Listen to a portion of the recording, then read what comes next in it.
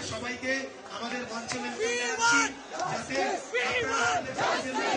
সমস্ত কর্মীর উদ্দেশ্যে আপনারা কিছু বলেন, স্লোগান তুলুন, স্বাভাবিক করুন।